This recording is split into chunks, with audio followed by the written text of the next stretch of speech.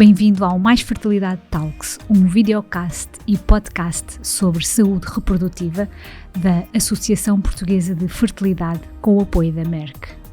Olá, bem-vindos ao Mais Fertilidade Talks, o podcast e videocast da Associação Portuguesa de Fertilidade com o apoio da Merck. Como sabem, sou a Catarina Faria, trabalho na Merck e hoje acompanho-vos em mais um episódio, este de extremo interesse, ou pelo menos com uma temática não tão comum nestas leads no âmbito da infertilidade e da fertilidade, porque hoje o objetivo é promovermos o conhecimento em alimentação e por isso mesmo temos connosco uma convidada muito especial, a doutora Virgínia Marques, que é nutricionista e atualmente trabalha precisamente a área de fertilidade e gravidez, e vamos por isso mesmo abordar aqui a importância de um estilo de vida saudável, e que comportamentos é que, nomeadamente comportamentos em alimentação, é que devemos ter para promover a fertilidade e nomeadamente como é que esses comportamentos podem comprometer precisamente a fertilidade. Obrigada, Virgínia, por ter aceitado este nosso convite e o desafio de estar aqui hoje à conversa comigo. Eu se calhar começo precisamente porque falávamos há pouquinho, antes de começarmos a gravação, de que é de facto admirável esta consciencialização que atualmente existe sobre alimentação. Falamos cada vez mais nesta temática e estamos numa fase de mudança, ou não? Antes de mais, um obrigado enorme, é um prazer imenso estar aqui, especialmente a falar desta área que me enche o coração e que me arrastou para ela há alguns anos e agora só trabalho com isto, é um enorme gosto. O gosto é todo nosso. E sim, eu acho que agora estamos efetivamente a olhar para a alimentação, não é? As preocupações são outras. Agora, no que diz respeito à fertilidade, eu não sei se esta viragem é assim tão positiva como aquilo que era expectável, desejável. Isto porque eu acredito que a alimentação saudável no nosso mundo ainda está muito, é quase como sinónimo de dieta de emagrecimento, não é? Então eu acho que agora estamos muito virados, não quero dizer, não é bem esta a palavra, mas talvez aqui algum terrorismo alimentar, não é? Vamos deixar de comer isto nunca pode fazer parte da alimentação, aquela fruta não é boa, aquilo. E quando nós falamos em alimentação para a infertilidade, importa muito aquilo que nós temos no prato, aquilo que nós temos no garfo, aquilo que nós cozinhamos.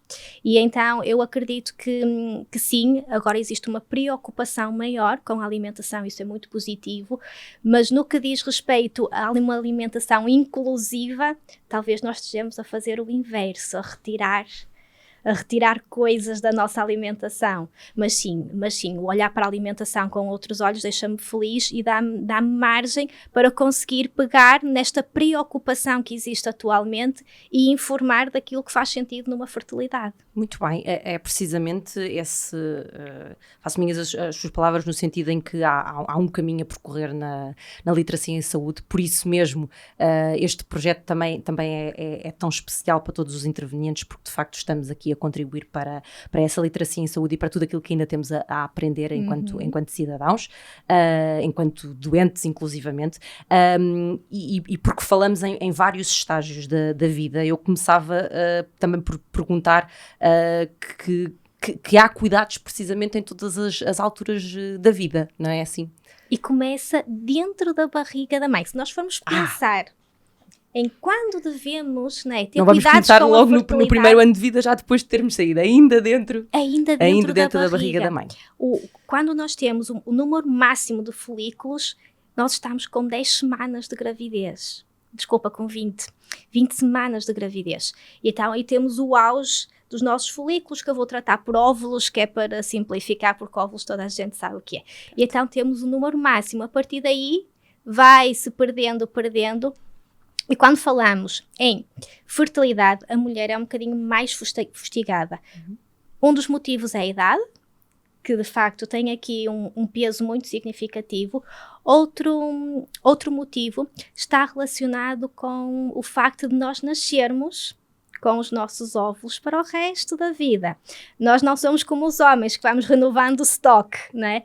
Não é tão rápido essa renovação como se pensa, mas eles vão renovando a produção. Nós Nosso não. número é limitado, não é? É limitado. E estamos sujeitos àquilo que fomos fazendo ao longo da nossa vida inteira. Desde lá o ambiente intrauterino que a nossa mãe teve, como tudo aquilo que fazemos, adolescência, as coisas que fazemos na adolescência, e depois, não é, todos aqueles comportamentos que nós temos quando não nos passa pela cabeça engravidar, não é? E não temos noção de que isso pode já estar a impactar de forma negativa a nossa fertilidade, mesmo querendo só engravidar daqui a 10, 15 anos ou até mais, não é? Mas sim, esses comportamentos todos eu costumo dizer a brincar, a falar muito a sério. Uso uma analogia, que nós devemos preparar a casinha do bebê antes de o convidar a morar lá. E essa uma ótima analogia. E essa preparação de casinha do bebê vai depender de como ela foi tratada ao longo da vida. Claro. Se vamos arrumando esta casinha, se vamos cuidando, então se calhar quando formos engravidar não é preciso uma preparação assim tão grave. Agora, se ao longo da vida nós vamos tendo ali uma casinha com muito lixo, com paredes a descascar, porque fomos maltratando essa casinha, então esta preparação para a gravidez é um bocadinho mais exigente.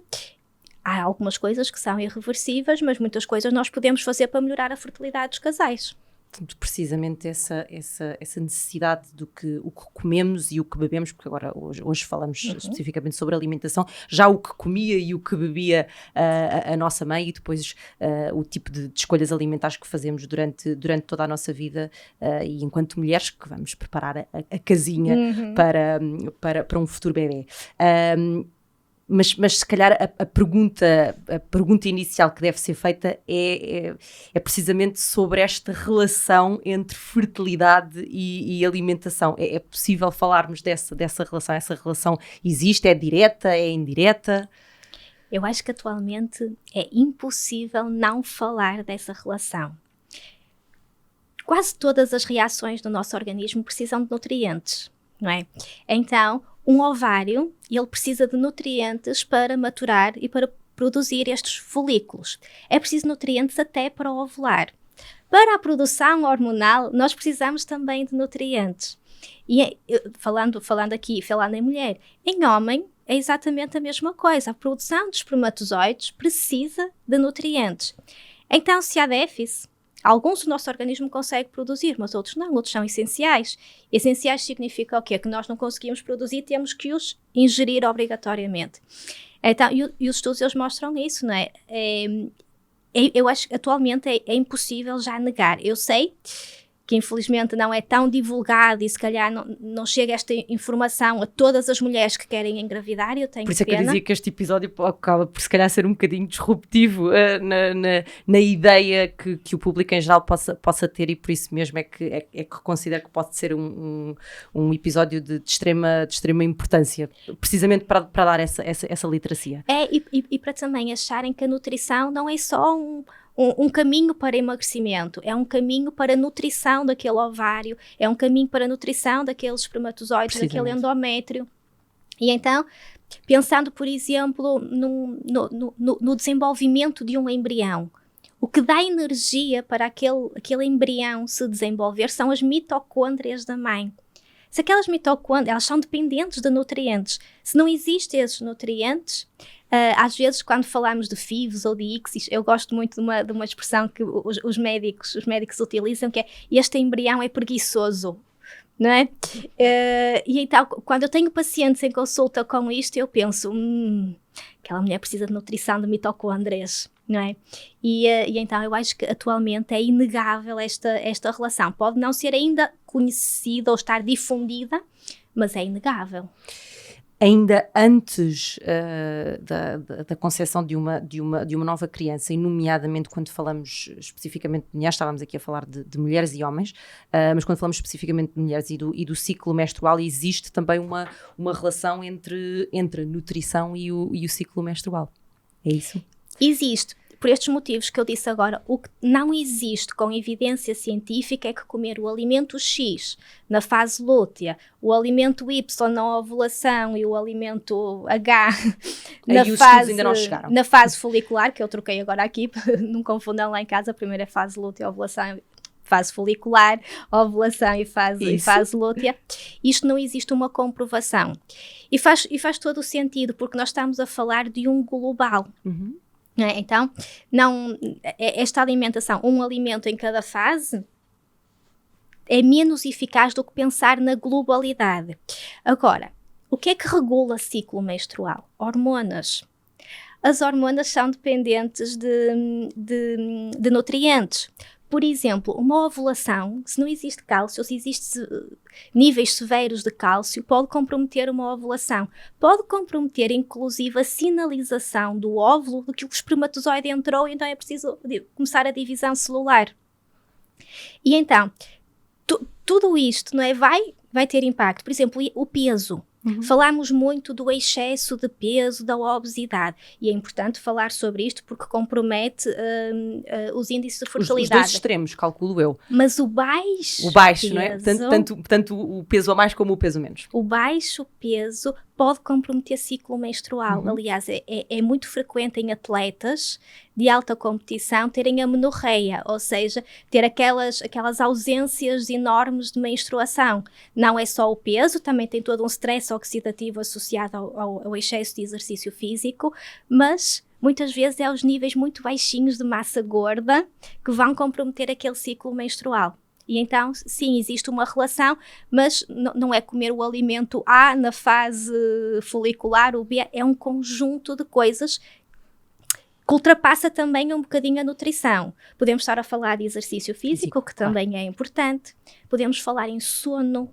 O sono é protetor do ovário. A qualidade do sono está ligada a quase tudo. Exatamente. Então, sim, existe relação entre a nutrição, mas pensando em todo o controlo hormonal e até a relação que existe hipotálamo, que é o nosso cérebro e o ovário. O físico e o psicológico. Exatamente.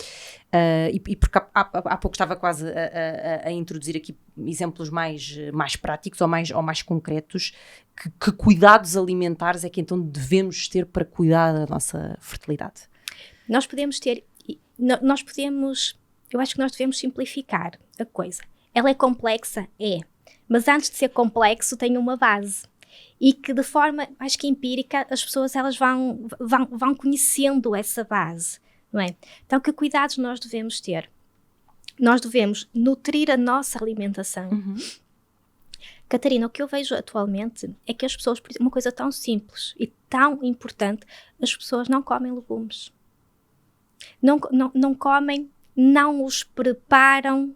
Aliás, as refeições muitas vezes são feitas fora de casa. É impressionante, não é? Porque todos nós acabamos por passar, e permita-me este meu comentário muito quase pessoal, todos nós acabamos por passar a escola ou uma parte da nossa vida escolar a falarmos na pirâmide, não é? E a falarmos da pirâmide alimentar e de repente a base... que era chamada a base da pirâmide, ou pelo menos quando eu estudei a base da pirâmide, que era precisamente os legumes e as frutas e tudo o que é verde é completamente descurado na alimentação de hoje em dia. É isso, a base tem de estar lá.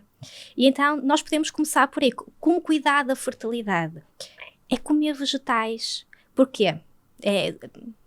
Porque vão ocupar espaço e comer menos massa, arroz e batata? Não, porque eles são excelentes fontes de vitaminas, de minerais, de fibra. Temos que falar, por exemplo, em funcionamento intestinal. Há tanta gente com obstipação a evacuar 2 vezes na semana, a ficar uma semana inteira. É no intestino que se dá a grande absorção daquilo que nós comemos, não é na totalidade, mas a grande maioria sim.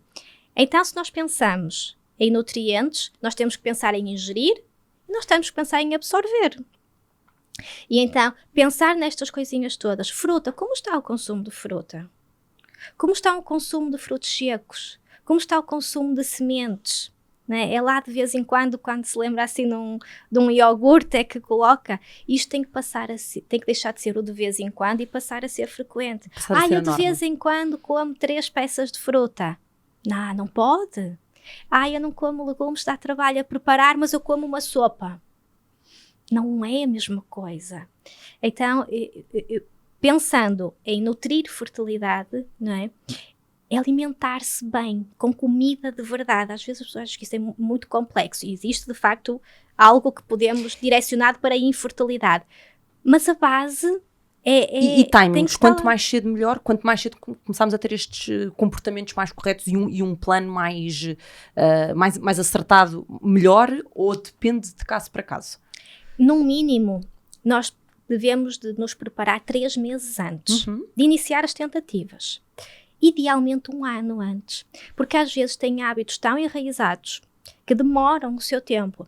Há pessoas a tomar imenso café, por exemplo, que demora o seu tempo. Se eu tenho uma mulher que toma 7 cafés por dia, eu não posso passar para de um dia para o outro. A qualidade de vida dela não vai ser péssima, ela vai desistir. Então tem que ser toda uma mudança, muitas vezes gradual. Se eu tenho uma mulher com obesidade grau 2, eu se calhar em 3 meses não consigo que ela tenha um peso saudável. E excesso de peso e obesidade é fator de risco para tudo que é mau numa gravidez.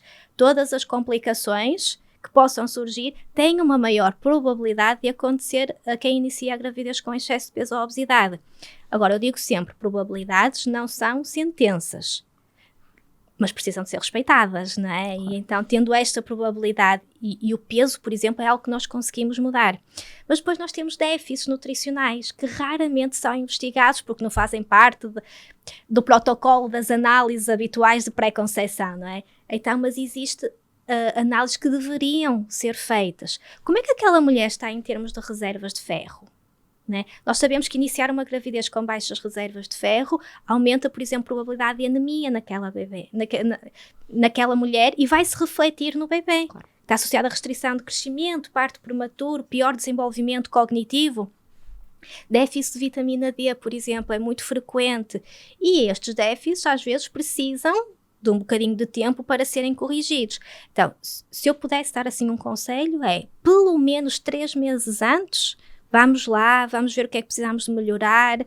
Agora, se já está a pensar em engravidar, ainda não sabe bem o timing, está na hora de preparar. Chegam às suas consultas casos já muito tardios e em que sente que a sua ação podia ter sido já há muitos meses atrás, ou se calhar há muitos anos atrás? Eu fico assim ou não? Eu às vezes penso isso, quem podia ter chegado a mim mais cedo um bocadinho. Mas sim, mas tenho casos muito, muito interessantes. E onde eu vejo que a nutrição tem um impacto enorme. Eu tenho uma grávida, tive esta semana, de 46 anos. Fabuloso.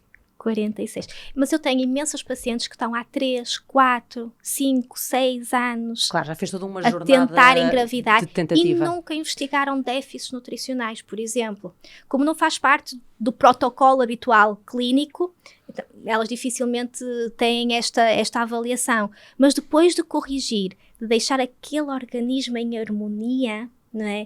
Porque o sistema reprodutor é quase como uma orquestra, tudo tem que estar em equilíbrio, que é para cantar uma linda canção que claro, eventualmente todos os instrumentos, não é? Todos os nossos instrumentos a tocar em sintonia. Tem de estar, porque se tem um déficit de ferro, vai atrasar um bocadinho uma gravidez, por exemplo. Um déficit de vitamina D vai diminuir vai impactar, não é, a qualidade da placenta, por exemplo. Nós temos receptores de vitamina D na placenta, ou seja, nós precisamos dessa vitamina D. E não faz parte do protocolo avaliar estas coisas, então é importante sim. Mas sim, tem muitas meninas com 40, 41, 42, que eu gostava que elas tivessem chegado até mim um bocadinho antes para nós conseguirmos ajustar algumas coisas. Ou então meninas que já fizeram 2, 3 tratamentos, né, e eu, E precisamente para o casal que já está a iniciar essa jornada em infertilidade e que eventualmente passará ou está a passar por todos esses processos, existem alimentos mais indicados para essa fase, para quem está nesta fase inicial? Existem, sim. Nós temos que pensar no famoso ácido fólico, não é? O ácido fólico tem de estar presente em doses ajustadas, que esta dosagem de ácido fólico nem sempre é prescrita a dosagem correta. Mas sim, nós temos que pensar em ácido fólico, mas o ácido fólico entra numa cascata de reações químicas. Então, para a coisa estar equilibrada, nós precisamos de pensar em vitaminas do complexo B. Então, nós temos que pensar em frutas, nós temos que pensar em legumes. Eu adorava chegar aqui e dizer: comam o alimento lá da Conchichina, o XPTO que vai. Mas não é. E se vir, Catarina, eu não fujo muito daquilo que é a base. É as frutas, é os legumes. Zinco, temos que pensar em sementes, em laticínios. Os laticínios é algo delicado, porque o déficit de cálcio prejudica seriamente a fertilidade. Sim, há pouco mencionava precisamente o cálcio. E muitas pessoas, elas retiram os laticínios da alimentação, seja por que motivo for, seja válido ou não essa retirada, cada um depois pode ser que seja necessário sim retirar, mas depois não substitui por equivalentes. E aí ficou uma falha. Ou seja, o problema não foi retirar o laticínio, mas foi não substituir por outras fontes de cálcio na alimentação. Precisamente porque estávamos a falar nesta jornada de infertilidade, existem várias causas, desde a endometriose ao síndrome do ovário poliquístico, enfim, já falámos aqui em alguns dos outros episódios sobre estas causas e o que lhe perguntava era se existe algum tipo de dieta. Estávamos aqui a tentar não especificar alimentos, mas se existe algum tipo de dieta para estes causas e portanto, estamos aqui a oscilar no tempo, não é? Nesta jornada temporal, mas indo um bocadinho ainda antes, se existe alguma dieta. Existe direções que nós podemos seguir. Precisamente. Por exemplo, sei lá, numa endometriose, nós podemos falar de uma dieta anti-inflamatória. Numa SOP, uma síndrome de ovários poliquísticos, nós podemos pensar em tratar uma possível obesidade ou uma possível resistência à insulina, que é muito característica. Mas, às vezes, uma mulher com SOP, eu sei que ela é diagnosticada e é rotulada com SOP, mas na SOP nós temos 4 fenótipos, cada um com características diferentes.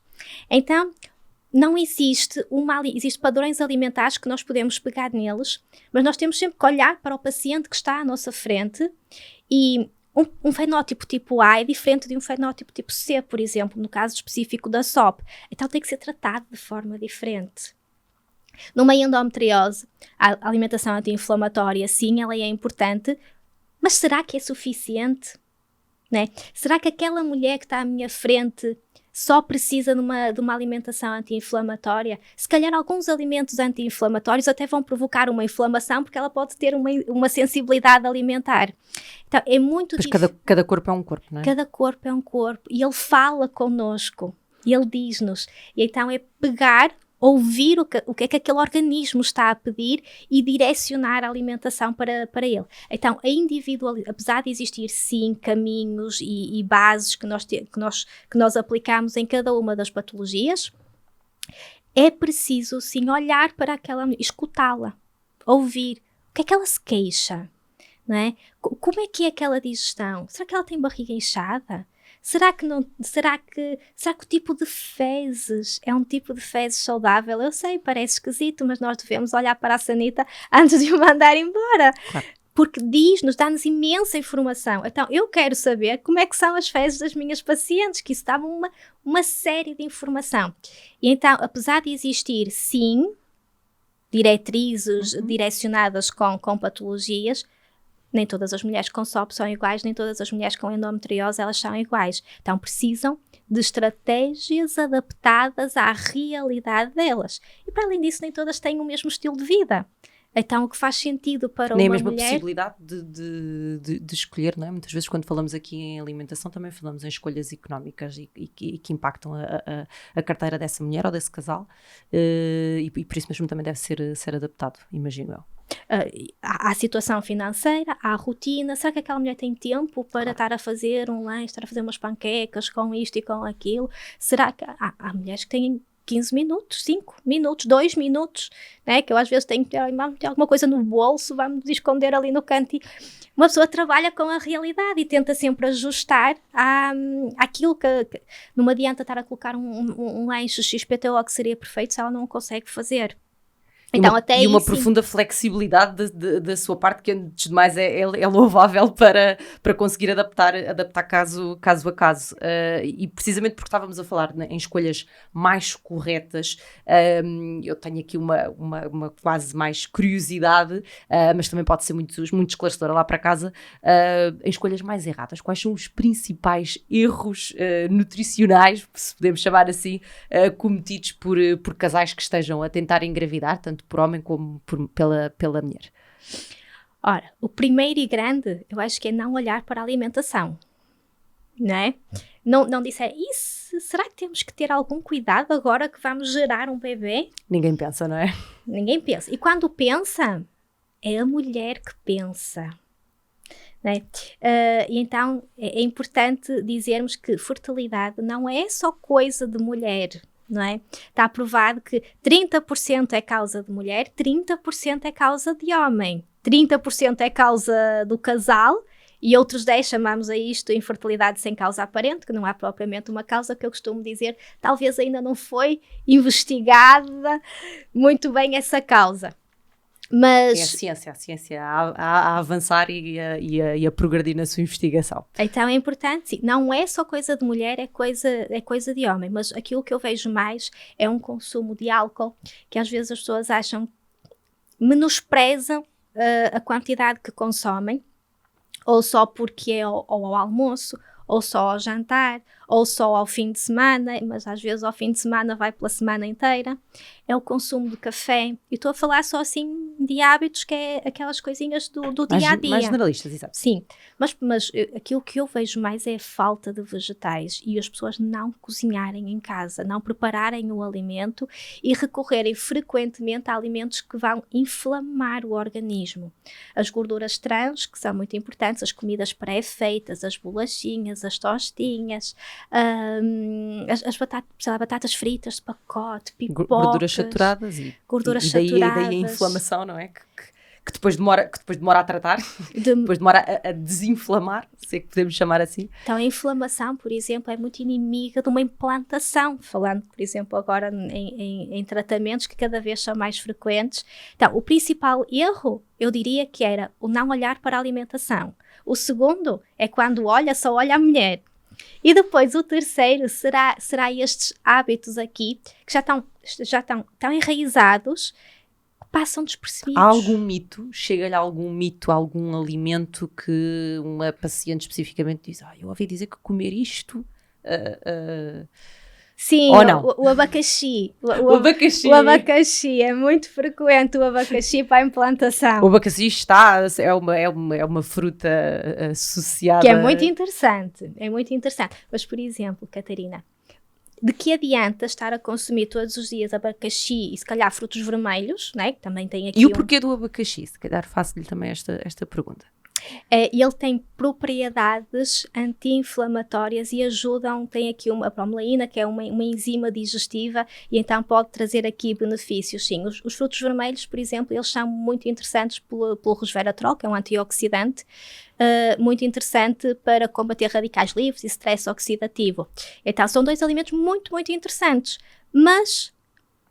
isto será uma gota no oceano se depois aquela paciente vai-me comprar lasanhas, pizzas de micro-ondas, o lanche é umas bolachinhas, antes de ir dormir vai um chocolatinho. Não é uma fatia de abacaxi que vai substituir tudo isso, não é? Que vai compensar na balança e no equilíbrio que estávamos a falar. E estamos precisamente ao longo desta conversa a falar nas diferenças entre homens e mulheres. E que diferenças mais expressivas existem nas dietas de cada um? Ora, no caso dos homens, nós temos que pensar em zinco. Uhum. Muito importante pensar em zinco. Todos os homens deviam consumir sementes de abóbora, por exemplo. É extremamente importante. O zinco é um componente muito importante da próstata do homem, que eu costumo dizer que o líquido prostático é quase como o casaquinho que a mãe dá àquele espermatozoide para se proteger, não é, do ambiente ácido. O casaquinho está a mau tempo. E depois nós temos as vesículas seminais que vão dar antioxidantes, é como se fosse a marmita daquele espermatozoide. Então ele vai com um casaquinho e vai com uma marmita. E então, o que é que nós precisamos no homem? De pensar em zinco, em selênio, em vitamina E. E aqui nós temos as sementes, nós temos os frutos secos. Chamamos isto, o nome técnico não é frutos secos, porque não estou a falar de uvas passas, nem de ameixas secas, nem por aí. Estou a falar das nozes, das amêndoas. As castanhas do Pará podem ser aqui interessantes no que diz respeito a selênio. É importante também o homem ter bom aporte de cálcio. Então aqui temos obviamente os laticínios, que é o mais óbvio, mas temos aqui os vegetais de folha verde escura, que são extremamente importantes. O homem também precisa de ácido fólico, não é? Então qual é a principal fonte? São vegetais de folha verde escura, são as leguminosas. Quando é que nós comemos? Vulgarmente, quando as pessoas comem leguminosas, se calhar uma vez por semana. Estou a falar de grão e feijão, e lentilhas e outras leguminosas, uma vez por semana. Então, estas são assim as principais diferenças. Mas pensando, não são muitas, porque as hormonas que existem na mulher também existem no homem. Elas vão ter funções diferentes, mas a produção hormonal é igual. Então o homem também precisa das sementes, também precisa das frutas, também precisa dos frutos vermelhos, também precisa dos antioxidantes, tanto para aquele casaquinho, não é? Como para a marmitazinha, que é uma espécie de reserva que os espermatozoides levam para a viagem, que eu costumo dizer que os espermatozoides têm uma corrida de obstáculos, que eles têm que caminhar. E precisam estar preparados, não é? Precisam de ir aos treinos. E precisam de ir aos treinos, precisam estar bem vitaminados, até porque podem aumentar a vida útil daquele espermatozoide, aumentando aqui um bocadinho a probabilidade de uma concepção natural. Precisamente por falarmos em vitaminas, recorrer a suplementos e a vitaminas pode ser um bom complemento à parte da alimentação do dia-a-dia ou não? Eu adoro suplementos, porque os suplementos, eles... Agora, eu acho, antes de dizer o que eu ia dizer, os suplementos, eles são a cereja no topo do bolo. É aquele plus, não é? Aquele bocadinho que falta para lá chegar.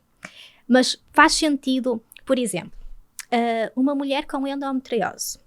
Temos aqui outra mulher com uma SOP fenótipo tipo C. Temos aqui uma mulher que começou a tentar engravidar ontem, que fez análise e não tem grandes déficits nutricionais. Estamos a falar de alguém que está a tentar engravidar há 5, 6, 7 anos e ainda não está a conseguir. Faz sentido dar o mesmo complemento a todas? Não. E então, os suplementos, eles são maravilhosos. Eles dão-nos aquele salto, aquela coisinha que falta. Mas são suplementos, os suplementos, eles são maravilhosos se fizerem sentido para aquela mulher. Se aquela mulher precisar deles. Se efetivamente suplementar, como diz a palavra, não é? Exatamente. Se complementarem. Se for acrescentar algo àquela mulher. Agora, estar a suplementar um multivitamínico só porque sim, só porque vai engravidar, o que é que está padronizado? O ácido fólico tem que ser suplementado, não é? 3 meses, idealmente 3 meses antes do início das tentativas. Mas mesmo o ácido fólico, idealmente deveria ser um ácido fólico na sua forma ativa, porque atualmente há polimorfismos associados, que são umas alterações, umas características genéticas que as mulheres têm, é que algumas não conseguem ativar esse ácido fólico, e esse ácido fólico, as vantagens associadas a ele é o ácido fólico ativo, e então suplementar um bom ácido fólico é essencial. Mas não vamos esquecer que o ácido fólico entra naquela cascatazinha de reações químicas e precisa da orquestra toda em sintonia. Então, resumindo, para não, eu começo aqui a falar, Catarina. Não me deixes precisamente nós estamos, é para isso que nós estamos cá. E então, os suplementos, eu gosto imenso de suplementação, mas eu acho que é aquela cereja no topo do bolo. São ótimos, maravilhosos, mas nunca, jamais em tempo algum substituem a base que deve estar lá. E uma suplementação, acrescento eu, devidamente acompanhada. Portanto, não quererem fazermos o papel dos médicos e dos nutricionistas, e nomeadamente aqui da doutora Virgínia, que tão bem vai acompanhar uma mulher, um homem, um casal nesta jornada. E porque estamos praticamente a chegar ao fim, muitas já foram as dicas e os pequeninos truques que fomos ouvindo ao longo deste episódio, mas que dicas assim mais generalistas para termos uma vida mais saudável é que gostava de deixar aos nossos ouvintes e aos espectadores?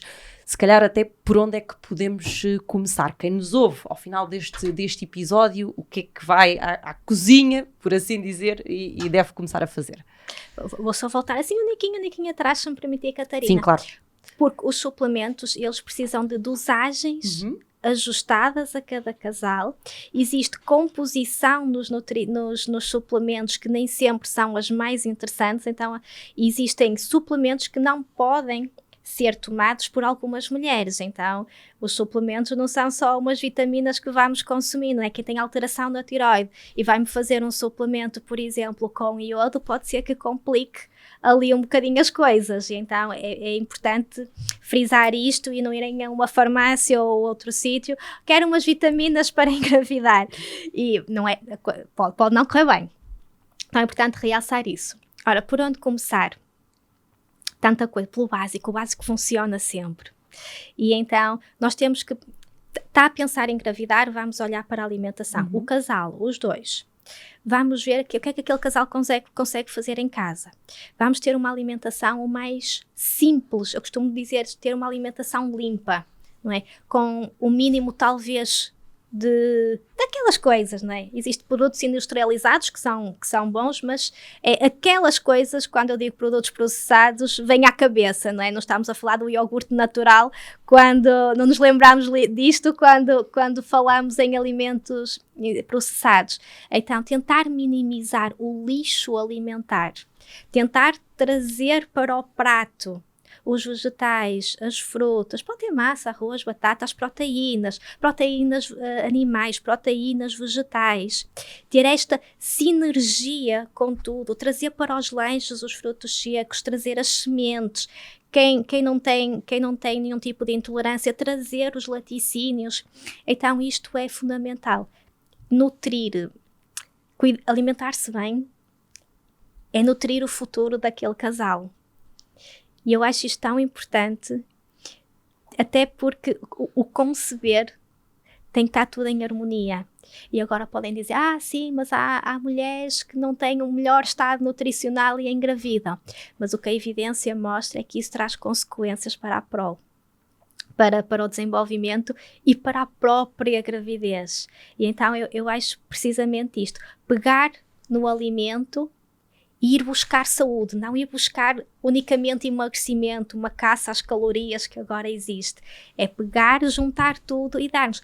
Cada refeição é uma nova oportunidade que nós temos para nutrir o organismo. Se pensarmos nisto, nesta perspectiva, se calhar nós não vamos no lanche comer um coração, por exemplo, de uma forma frequente. Não que excepcionalmente traga dano, não traz. Estamos a falar sempre daquilo que é todos os dias. Então, pensar que a próxima refeição é uma nova oportunidade de nutrir a fertilidade. E nutrir a fertilidade é nutrir o futuro daquele casal, não é? E então, era por aqui que eu aconselharia maravilhosamente começar. Virgínia, foi um gosto tremendo. Muito obrigada mais uma vez por ter aceitado o nosso desafio.